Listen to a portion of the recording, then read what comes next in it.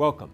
Here we are, barely halfway through the summer, and Barack Obama and Mitt Romney have stepped up their cage match, each attacking the other, throwing insults and accusations back and forth like folding chairs hurled across the wrestling ring.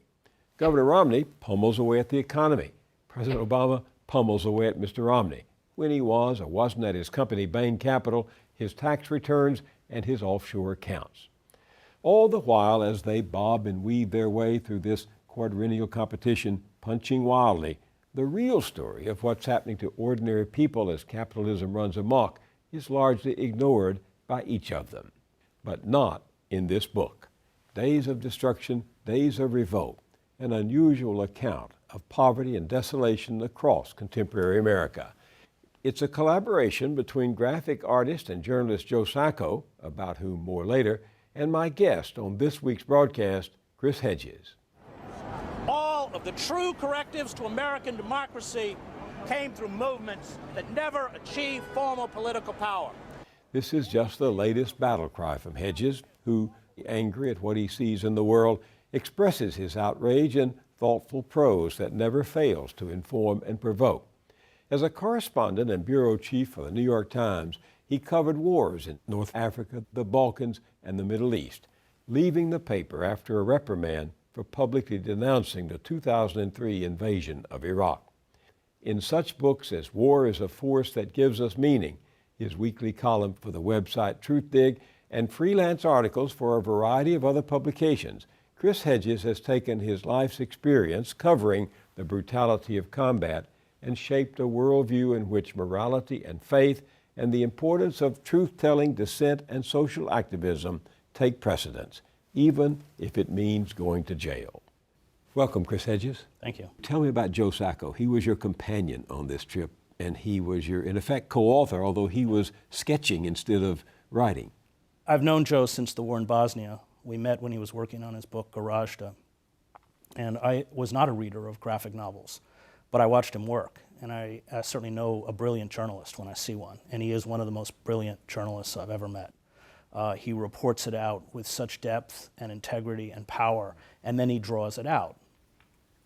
And I realized that an extremely important component of this book was making visible these invisible communities, because we don't see them. They're shut out. They're frightening, they're depressing, and they're virtually off the radar screen in terms of the commercial media.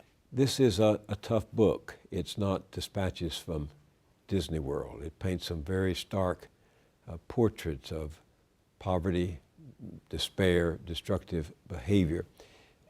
What makes you think people want to read that sort of thing these days? That wasn't a question that Joe Sacco and I ever asked. It's absolutely imperative that we begin to understand what unfettered, unregulated capitalism does, the violence of that system, which is portrayed in all of the places that we visited. These are sacrifice zones, areas that have been destroyed for quarterly profit, and we're talking about environmentally destroyed, communities destroyed, human beings destroyed, families destroyed, and because there are no impediments left, these sacrifice zones are just going to spread outward. What do you mean there are no impediments left? There's no way to control corporate power. The system has broken down, whether it's Democrat or Republican.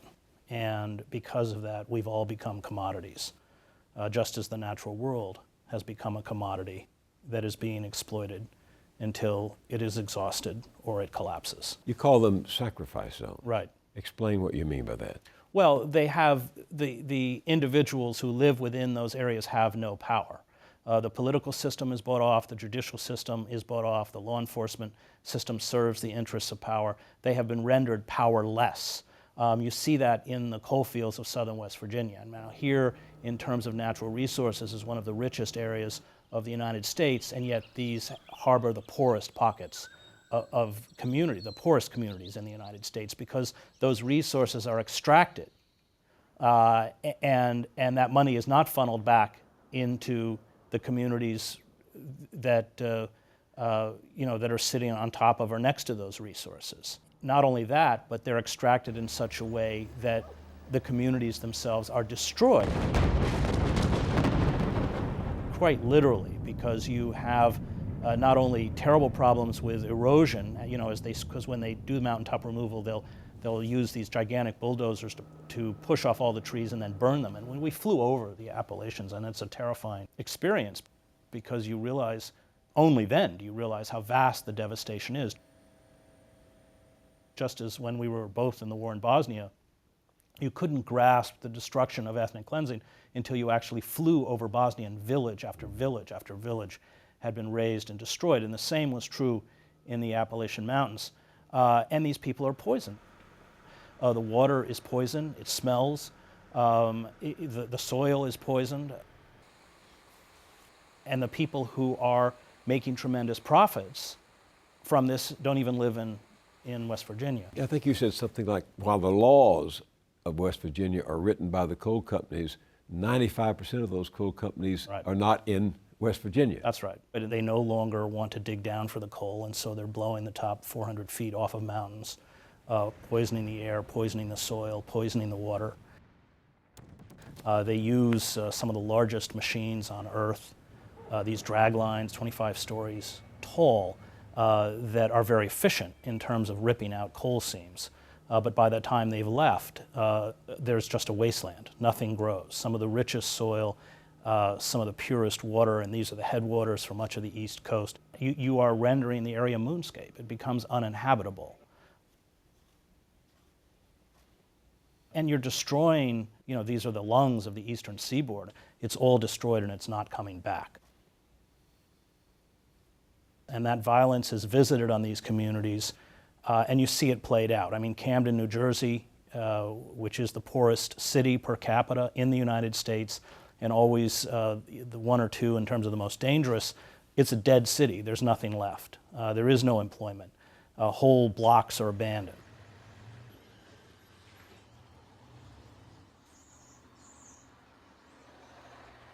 The only thing functioning are open-air drug markets, of which there are about 100, and you're talking third or fourth generation of people trapped in these internal colonies. They can't get out, they can't get credit, and what that does to your dignity, your self-esteem, your sense of self-worth.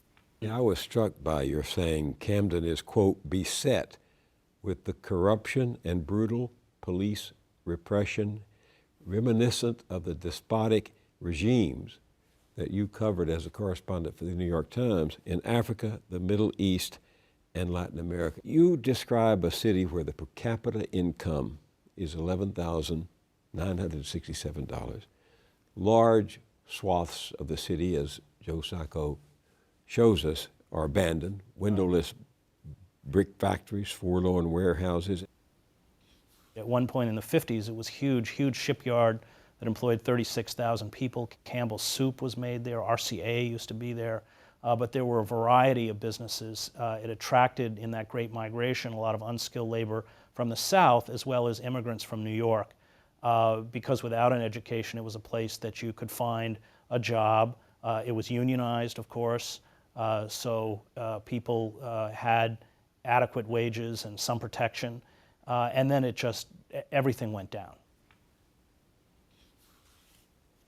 With the flight of manufacturing overseas, it's all gone. Nothing remains. And that's why it's such a stark example of what we've done to ourselves, without realizing that the manufacturing base of any country is absolutely vital to its health, not only in terms of its economy, but in terms of the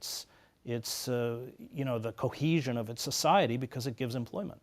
Give me a thumbnail sketch of Pine Ridge, South Dakota, the Pine Ridge Reservation. Well, Pine Ridge is where it began, Western exploitation.